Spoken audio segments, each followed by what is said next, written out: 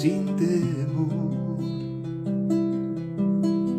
Como poderoso gigante me levanto sobre ti.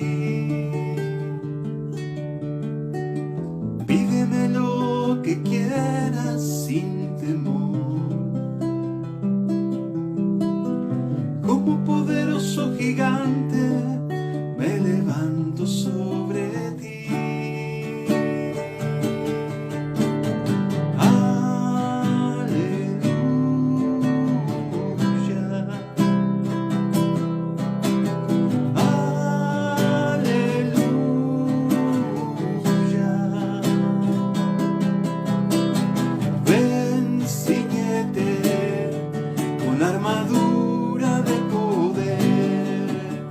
Levántate y comienza a trabajar, y haré descender sobre ti con poder, lluvia tardía como al principio, porque mi amor es tan grande, nunca te abandonaré. Mi fidelidad es inmensa, a tu lado yo estaré. Aleluya,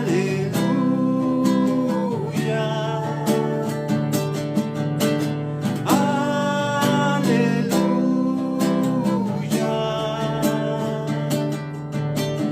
Ven, cíñete una armadura de poder, levántate y comienza a trabajar,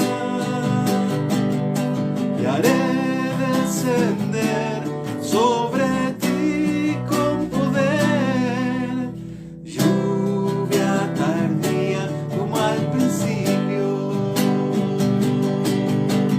porque mi amor es tan grande, nunca te abandonaré. Mi fidelidad es inmensa, a tu lado yo estaré. Aleluya,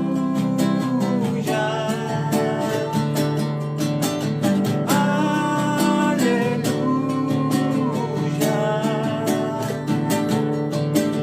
Ven, cíñete con la armadura de poder, levántate y comienza a trabajar, y haré descender sobre ti con poder, lluvia tardía como al principio. Qué bueno es Dios con nosotros, de verdad que no hay palabras para agradecer su mucha misericordia, su compasión, su buena voluntad. Quisiera compartir hoy en el Evangelio de Juan,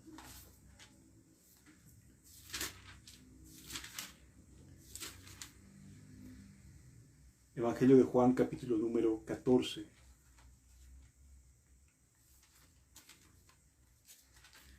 Para ponernos un poquito en el contexto y familiarizarnos con lo que está pasando. Jesús está en la última cena y es un momento muy especial porque está hablándoles de una manera muy hermosa, muy entregando su corazón, abriendo su corazón Jesús. Y entre las cosas que le dice está esto que nos dice aquí la Escritura en el capítulo 14. Dice el versículo 1, no se turbe vuestro corazón. Qué manera tan hermosa de externarlo Jesús. La palabra turbar, que aparece aquí en la versión Reina Valera, no es otra cosa sino estar preocupado o estar ansioso. Es básicamente lo que significa. Cuando leemos la expresión no se turbe vuestro corazón, significa que no entremos en estados de ansiedad, de angustia o de preocupación. Dice, no se turbe vuestro corazón. ¿Creéis en Dios? Creed también en mí. En la casa de mi Padre muchas moradas hay. Si así no fuere, yo os lo hubiera dicho. Voy pues a preparar lugar para vosotros. Yo no sé si alcanzamos a entender, ojalá y Dios nos conceda abrir el corazón en ese sentido, que Jesús esté aún en este tiempo preparando un lugar para ti y para mí. No sé si podamos verlo con los ojos de la eternidad y no tanto de una realidad terrenal, sino que podamos pensar en el lugar que nos está preparando Jesús a cada uno de nosotros. La escritura es la palabra de Dios y Jesús no miente. De hecho, Él mismo dice, si no fuera así, os lo hubiera dicho.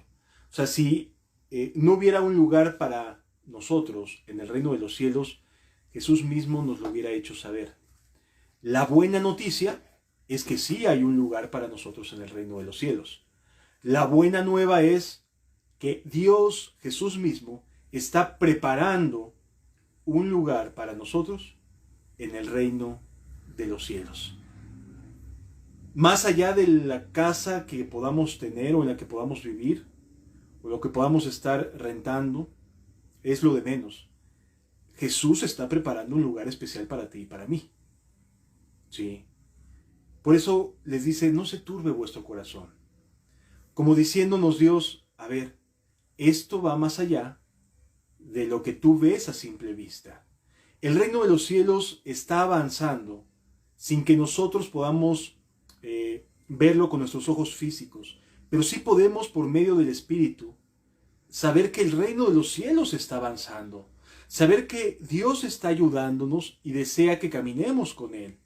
El reino de los cielos sí está avanzando, hermanos, sí va a pasos agigantados y Dios, Jesús, nos ha prometido tener una casa especial, una morada, donde poder estar eternamente. Así que, si hoy tenemos casas que ya tienen muchos años, si estamos rentando, si tenemos una casa de acuerdo a nuestras expectativas, bueno, espérate, porque la casa o la morada que Jesús está preparando es conforme a sus expectativas, no conforme a las nuestras. Así que el tiempo que pasemos de aflicción, de preocupaciones y de angustias es pasajero, no va a permanecer todo el tiempo, ¿de acuerdo? No se turbe vuestro corazón, creed en Dios, creed también en mí. Continúa diciendo el versículo 3. Y si me fuere, os prepararé el lugar, vendré otra vez y os tomaré a mí mismo, para que donde yo estoy, vosotros también estéis. A lo mejor no hemos podido nosotros alcanzar a entender lo que los discípulos disfrutaban de la presencia de Jesús físicamente hablando. Y entonces imagínate lo que les estaba diciendo, oye, voy a prepararte un espacio y voy a regresar por ti. No te vas a quedar aquí para siempre. Para unos discípulos que han estado caminando con Jesús, que han estado contemplando su gloria, que han estado contemplando su hermosura, su buena voluntad, que han sido inmerecedores, objetos de gracia divina, seres humanos a los cuales Dios quiso sencillamente salvar, no porque hubiera algo bueno en ellos, como tampoco lo hay en nosotros.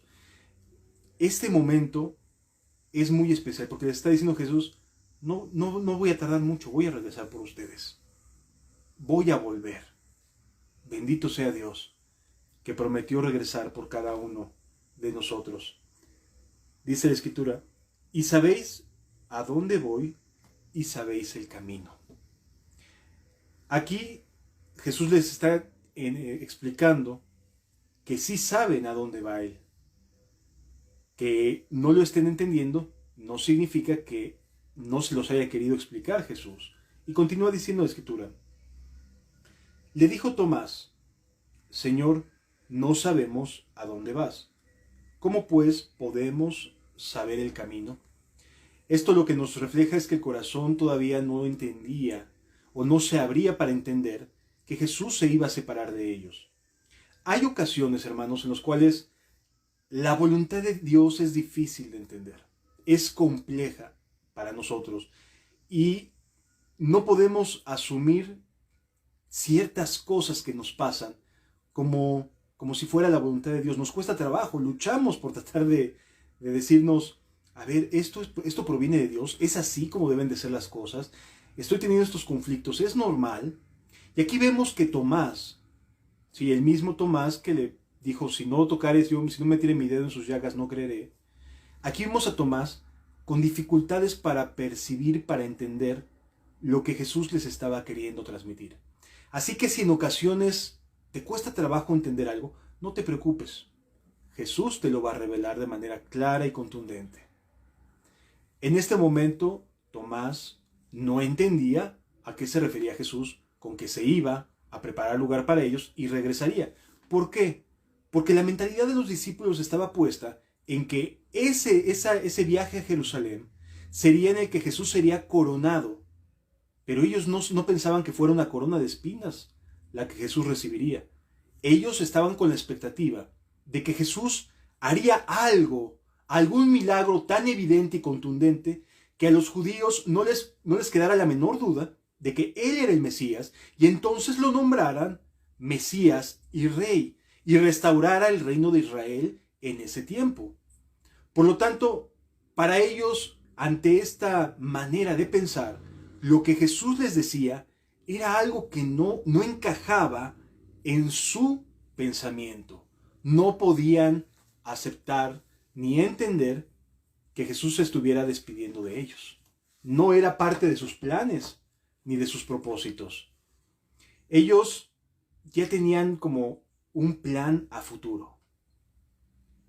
Y a veces nosotros, los seres humanos, aún pensando en Dios, nos planeamos nuestro futuro. Creemos que Dios va a actuar de cierta manera, de esta o de otra.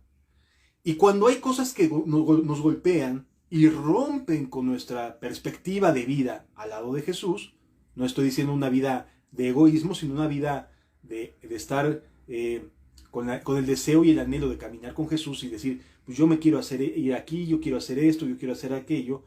Y cuando llega Jesús y dice, a ver, no es como tú estás pensando, es como yo te he preparado las cosas para ti.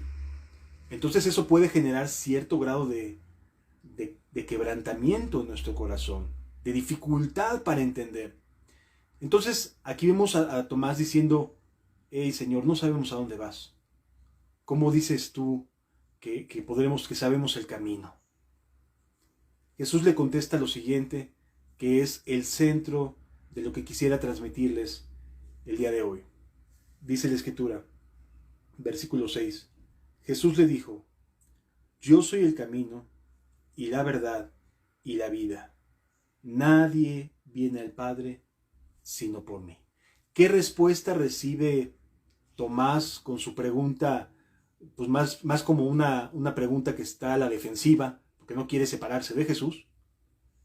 Le responde Jesús, yo soy el camino y la verdad y la vida. Nadie viene al Padre sino por mí.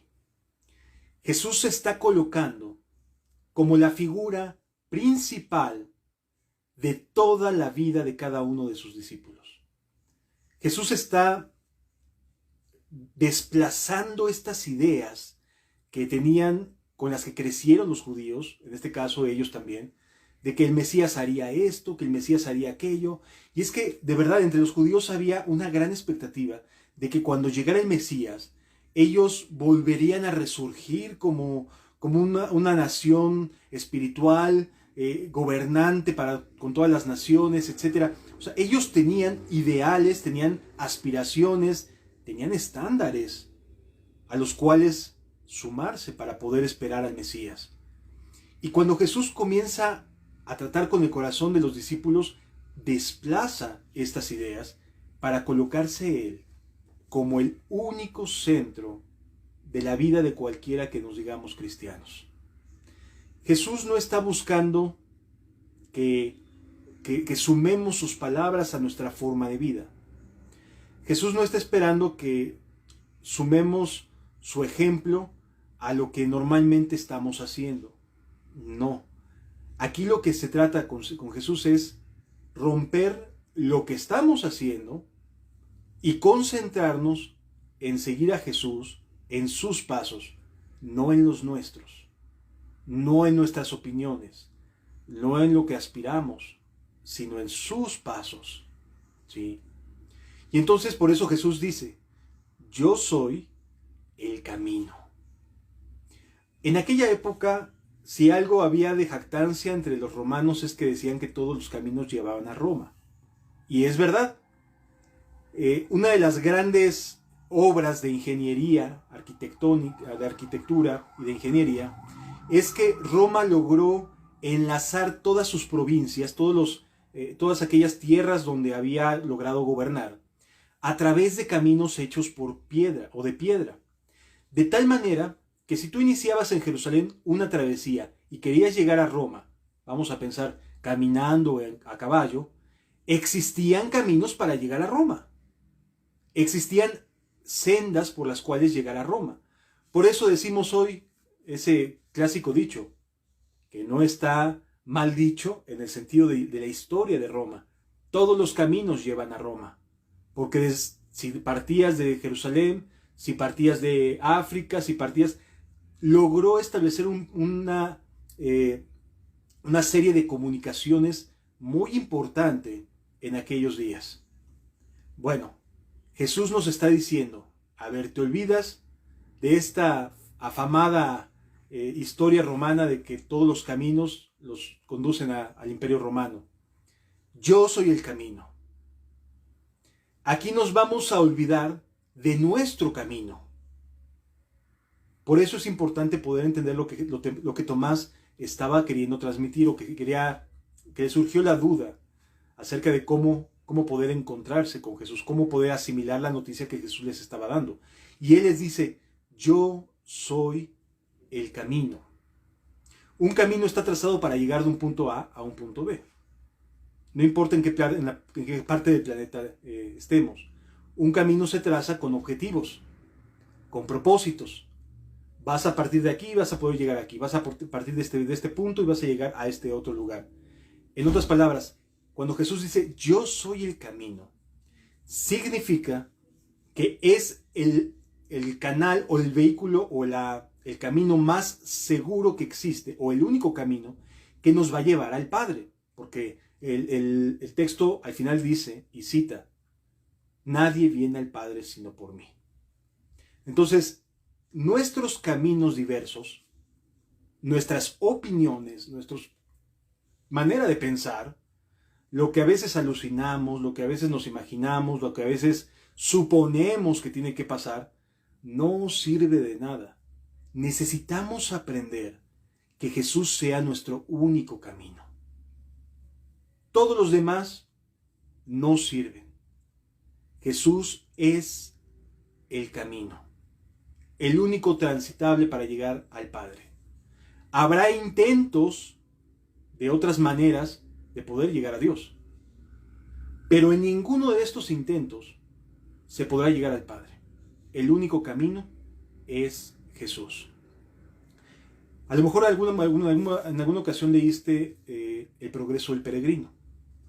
Cuando Cristiano huye de la ciudad de la destrucción, que dice, y recibe su invitación, huye de la ira venidera, y avanza, muy cerca de la puerta angosta, hay una desviación al monte de la moralidad, o la ciudad de la moralidad, ¿sí? Y este es un lugar donde muchos peregrinos, dice el libro, se desvían, se distraen, porque es un lugar en el cual depende de lo que hagas, lo que vas a obtener. Entonces, en el libro de Progreso del Peregrino, el cristiano, así se llamaba este peregrino, se desviaba del camino de la puerta estrecha y comenzaba a avanzar por este monte de la moralidad. Y creció y avanzó en su caminata a algunos metros. Pero conforme avanzaba, había más dificultades para poder llegar hasta la parte de arriba. Y es que vivir moralmente es así. Se inicia con mucha enjundia, con muchas fuerzas, con mucha disposición. Pero conforme uno va avanzando hacia el camino de la moralidad, los mandamientos, las instrucciones, se van haciendo cada vez más pesadas. Y entonces nos encontramos con personas que se desviaron del camino creyendo que vivir moralmente bien era el camino que necesitaban seguir. No, amado. Jesús nos enseña, yo soy el camino. No existe una alternativa menos costosa, menos difícil, menos desafiante. El único camino es el de Cristo Jesús. No hay otro. Él es el camino. Y llama la atención porque Él no está diciendo yo les enseñaré el camino, yo les estaré dirigiendo en el camino. Está asumiéndose como la persona que es el camino. En otras palabras, nuestra relación con Él, de nuestra relación con Él, va a depender nuestro caminar. Siendo Él el camino, no vamos a poder optar por otras opciones más que el de la comunión con Él para estar seguros de que estamos caminando rumbo al reino de los cielos. Espero que me esté dando a entender. No hay otras alternativas. La relación personal con Jesús, como Él es el camino, necesitamos depender exclusivamente de Él para poder llegar al Padre. No existe otra opción. Aquí no hay de que yo soy más o menos una buena persona, como que le he ido librando, pues no soy tan malo como el tío Ferdinando, o como la tía Luchita, o como los... No soy así. Porque tenemos la tendencia de compararnos con las personas que tienen otro tipo de males que yo no tengo. Y entonces volteo y veo a la tía, a la prima, a la amiga, que es bien mentirosa, y pues yo no he hecho mentiras. ¡Ay, qué bueno! Me estoy comparando con ella. Sin embargo, a mí me gusta chismear, por ejemplo. Y entonces, sí es cierto, aquella amiga es bien mentirosa, pero tú eres bien chismosa. En otras palabras, tenemos la tendencia a compararnos con las cosas que otras personas están haciendo mal y que nosotros no. Y dejamos de ver lo que nosotros podemos estar haciendo mal y corregirlo. Espero que me esté dando a entender. Eso es moralizarse, y hasta de manera hipócrita. Pero es tratar de vivir de tal manera que supere a otros y yo me sienta contento y bien conmigo mismo. Al paso del tiempo esto desgasta. Vivir una vida que no se esté caminando en el camino que es Cristo va desgastando, te va cansando. Dice la Escritura que los mandamientos de Dios no son gravosos. Sin embargo, la persona que no está caminando en comunión con Jesús, todo se le hace pesado. La segunda milla se le hace pesada, lo que le pidan se le hace pesado. Bueno, todo se le hace pesado. ¿Por qué? Porque no está permitiendo que la fuente de toda bondad esté brillando en su corazón y en su vida. Y entonces entramos en una vida moral. En cierta ocasión Pablo le escribía a los Gálatas y les decía: los que por la ley os justificáis, de la gracia habéis caído.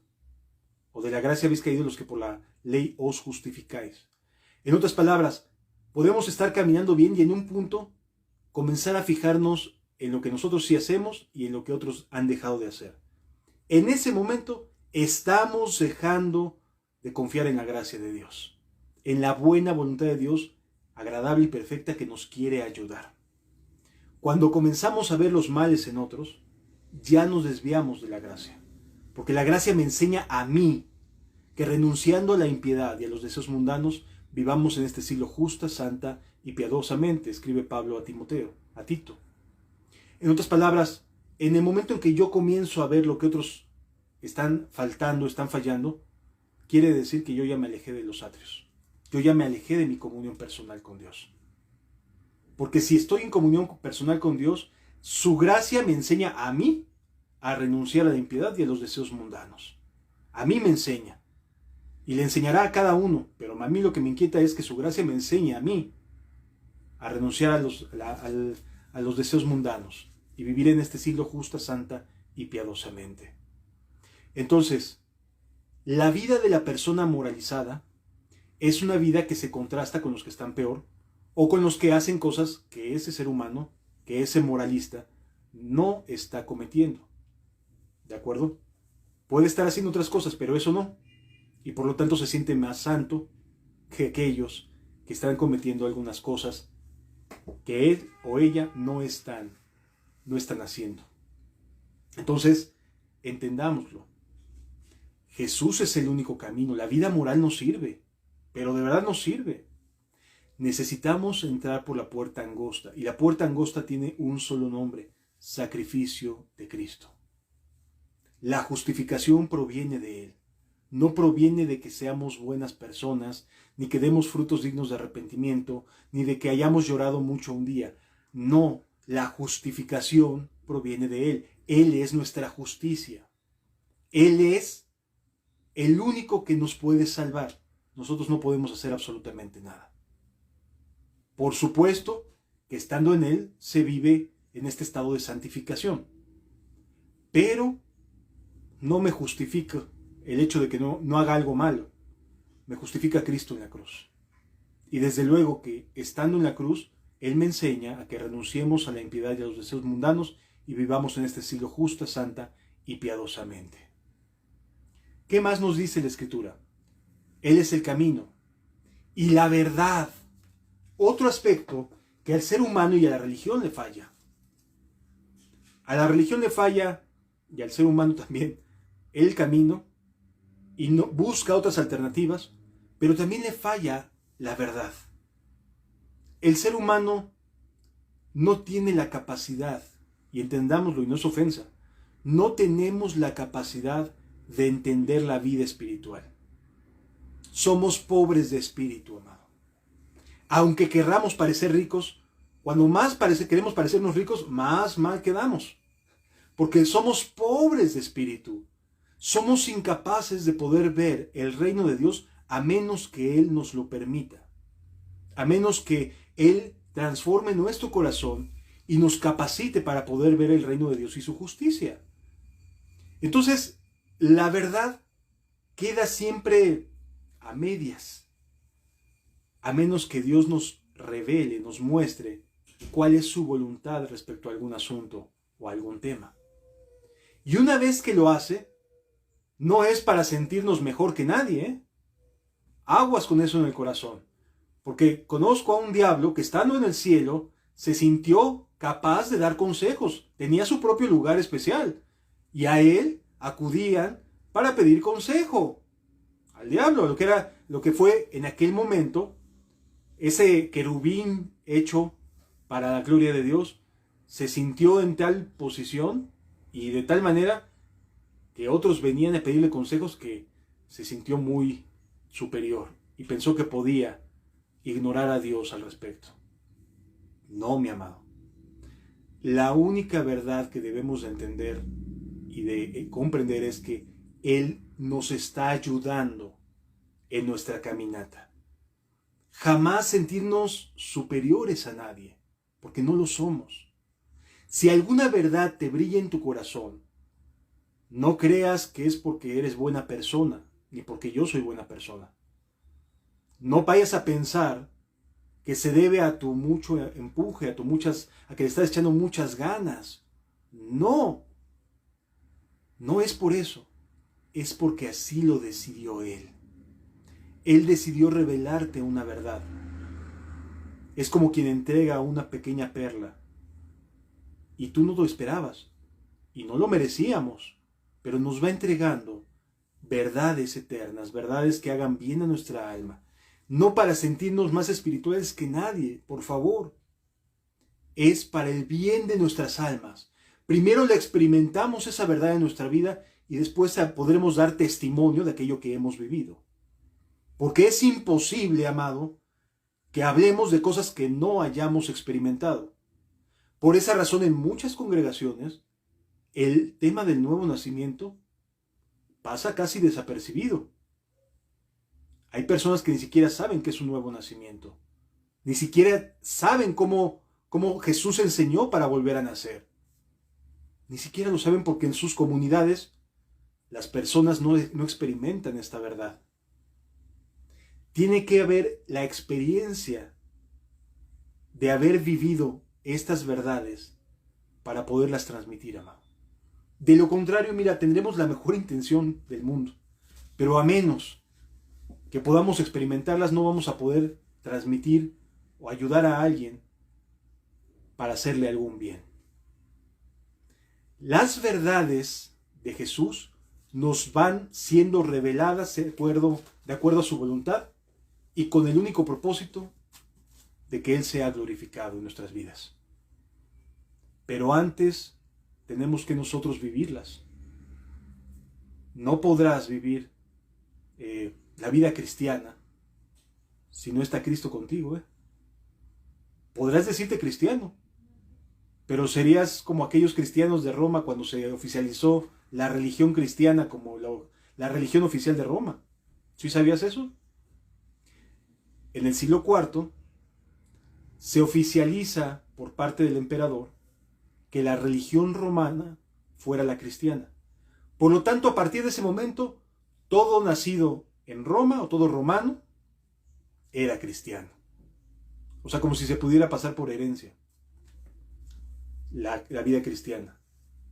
Para que nos demos cuenta que en muchos sentidos la gente cree que el decirse cristiano, el nacer en cuna evangélica, el crecer, etcétera, es sinónimo de garantía. No es sinónimo de nada en lo absoluto. La realidad es que la única verdad que necesitamos entender para caminar con Dios, para caminar en ese camino, es que Él nos va a ir hablando, siempre enseñando nuevas cosas. Por eso dice Jeremías 33:3, clama a mí y yo te responderé y te enseñaré cosas que otros ya saben. No dice así. Dice, y te enseñaré cosas grandes y ocultas que tú no conoces. A lo mejor sí es cierto, otros ya pasaron por ahí, otros experimentaron ciertas cosas, pero este es tu turno. Este es el momento en que tú vas a experimentar algo nuevo, aunque otros ya lo hayan vivido. Porque este es el tiempo para cada uno de nosotros. Cada uno de nosotros vamos a pasar por un avivamiento, pero será nuestro avivamiento. Aunque otros avivamientos hayan estado en el pasado, este será el nuestro. Y lo habremos de experimentar, y lo habremos de vivir, y habremos de ser testigos de cosas gloriosas que Dios quiere hacer en medio de nosotros. Y esa verdad se vuelve una experiencia genuina, que de ninguna manera vamos a poder olvidar. Cada verdad, porque Él es la verdad, va a entrar en nuestro corazón, va a echar raíces, y vamos a ser capaces, amados, de poder caminar en esa experiencia diaria al lado de Jesús. Lo importante es que entendamos, Jesús y solo Jesús es el camino y la verdad. Todo lo que provenga de otras fuentes que no sean Jesús, hay que pasarlas y filtrarlas por medio de Cristo. Si Jesús habló de ellas, si Jesús enseñó acerca de esas verdades, hay que darles la bienvenida. Pero si Jesús no enseñó sobre estas acciones o sobre estos asuntos, mejor tengámosle reserva. Solamente lo que Jesús enseñó sea nuestra piedra angular, nuestra materia prima, para poder vivir y desear experimentar lo que Él ha decidido ofrecernos. Amados, yo soy el camino, dijo Jesús, la verdad y la vida. Son 3 características que Jesús va a otorgar si estamos teniendo comunión con Él. Camino, verdad y vida. ¿De acuerdo? Y la parte de la vida tiene que ver con una experiencia continua del reino de los cielos. Tú y yo tenemos vida. No estamos muertos, o al menos no físicamente. Pero para tener vida espiritual, necesitamos que el Espíritu de Dios esté llevándonos, gobernando nuestras acciones, gobernando nuestra vida, de tal manera que podamos estar experimentando las verdades que Dios ha dado. Dice la Escritura, todas las promesas de Dios son en Él sí, y en Él amén, por medio de nosotros. Es decir, que la Escritura se cumple en nosotros. Para aquellas personas que creen que hay un punto en el cual ya no vamos a experimentar más, no, mi amado. Clama a mí y yo te responderé y te enseñaré cosas grandes y ocultas que tú no conoces. Se va a volver una forma de vida continua para ti y para mí. Es verdad, otros hermanos ya han experimentado cosas que quizás nosotros apenas vamos a vivir. Pero no importa, este es nuestro tiempo. Qué bueno que otros ya lo vivieron. Pero para cada uno de nosotros, Él y solo Él debe ser nuestra experiencia continua, cotidiana. Y sus promesas y sus palabras deben ser la vida por la cual nos movemos. ¿Sí? Dejar a un lado la moralidad y caminar en la dirección que Dios quiere que caminemos es lo que desea Dios que vivamos. ¿De acuerdo? Jesús es el camino, Jesús es la verdad y Jesús es la vida. No hay otro. Si en alguna comunidad cristiana, si alguna iglesia, si algunos hermanos, si algunas iglesias, como le querramos llamar, dejan de predicar lo que Cristo predicó, entonces va a haber problemas. Porque Él y solo Él es el camino, la verdad y la vida. Nadie, escuchémoslo bien, hermanos, nadie que no esté teniendo una vida con Jesús va a lograr transmitir las verdades y las experiencias cristianas si no está Él presente.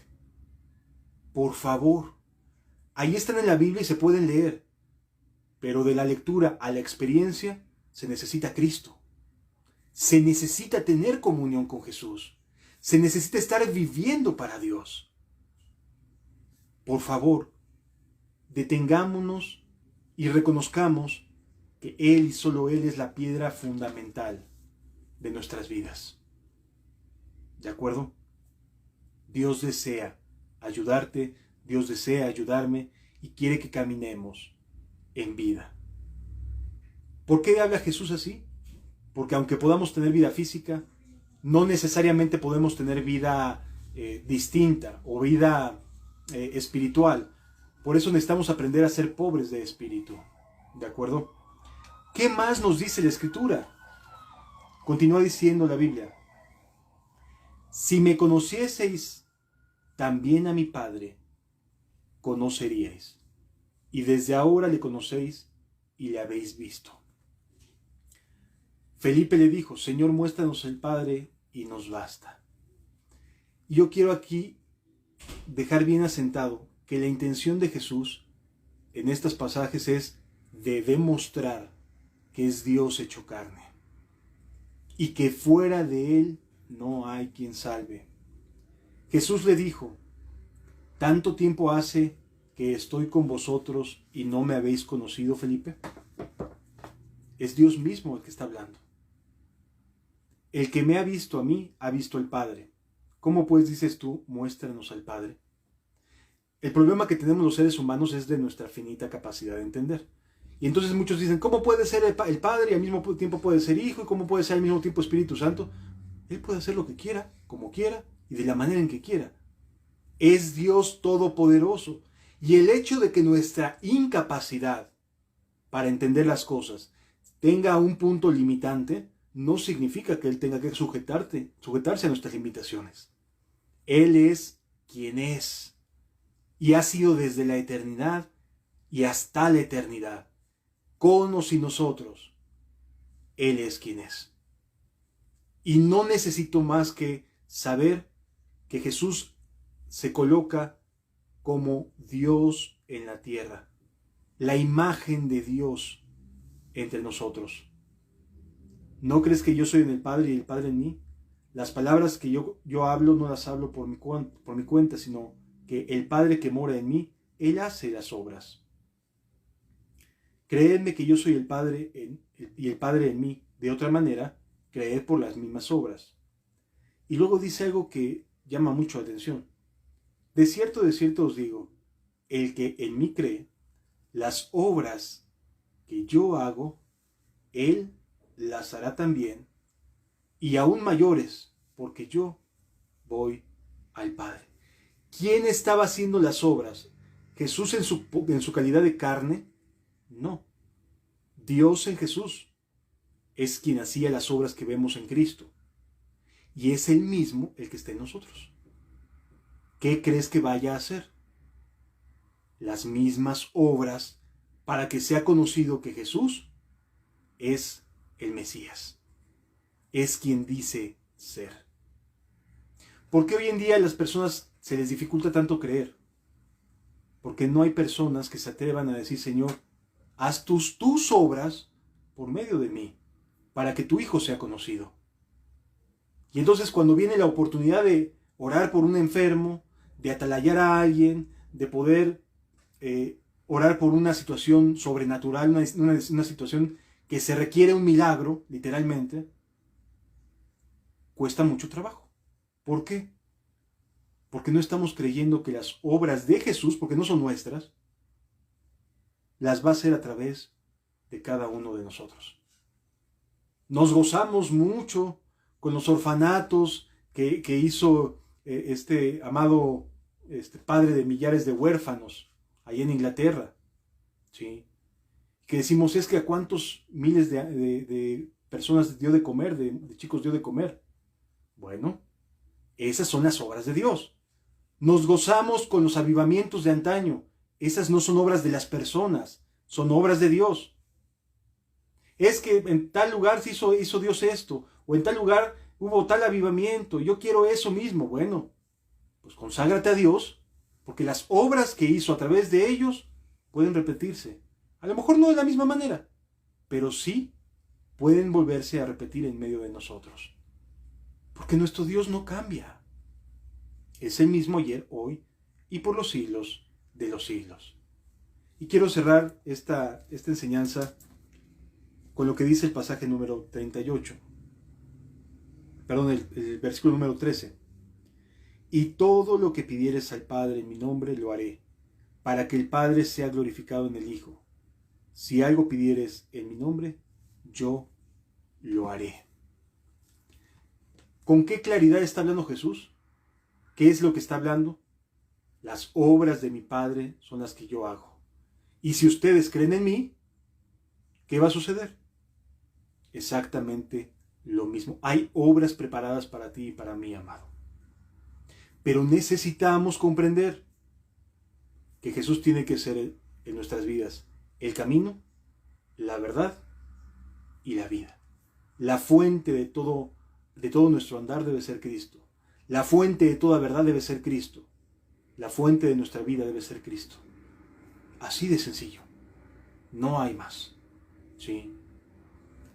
Y entonces sí, si estamos sumergidos en esa relación de esta manera, pedid cualquier cosa.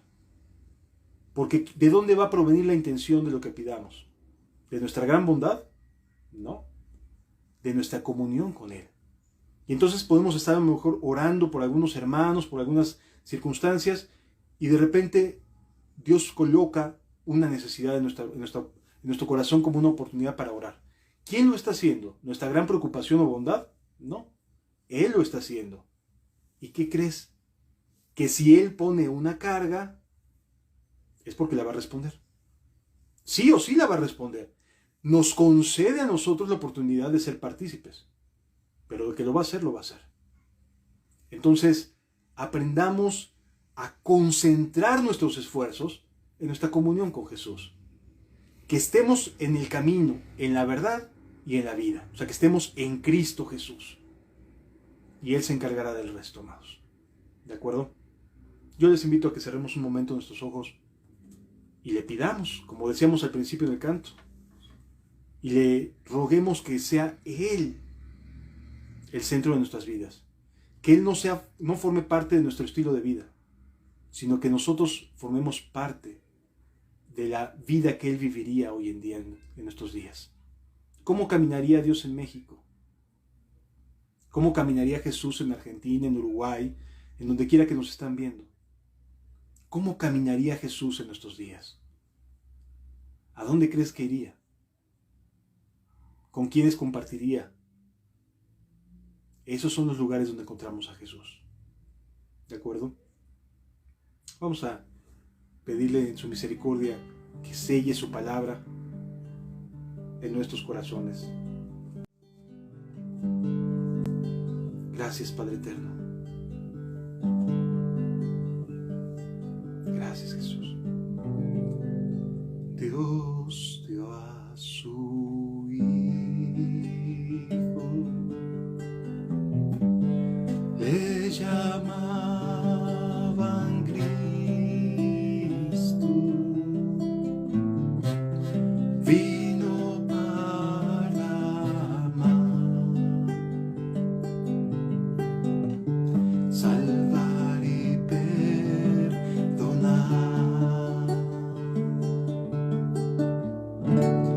Él dio su vida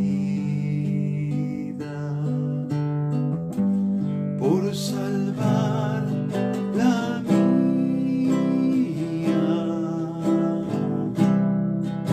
Su tumba vacía está para probar que vive.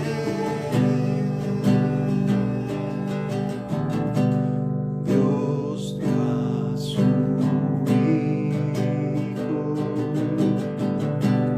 le llamaban Cristo,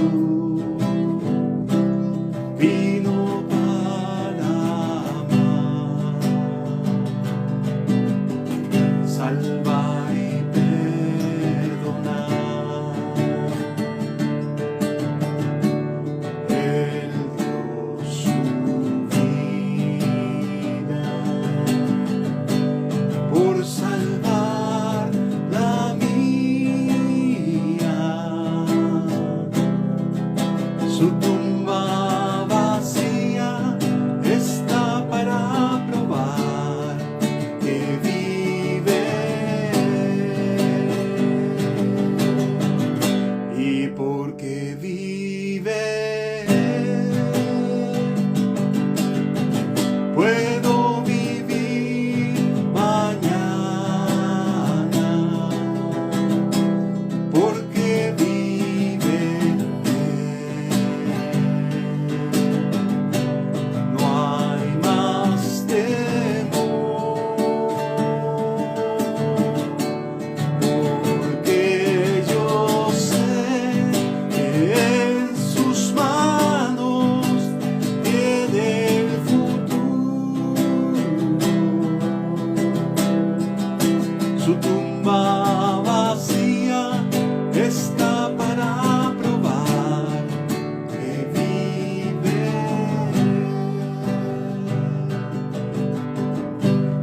Porque vive, puedo vivir mañana. Porque vive. Gracias, Jesús. No hay más temor. Porque yo sé que en sus manos tiene el futuro. Su tumba vacía está para probar que vive. Gracias, Jesús. Gracias, eterno Señor, por ayudarnos en todas las cosas. Bendito seas eternamente y para siempre.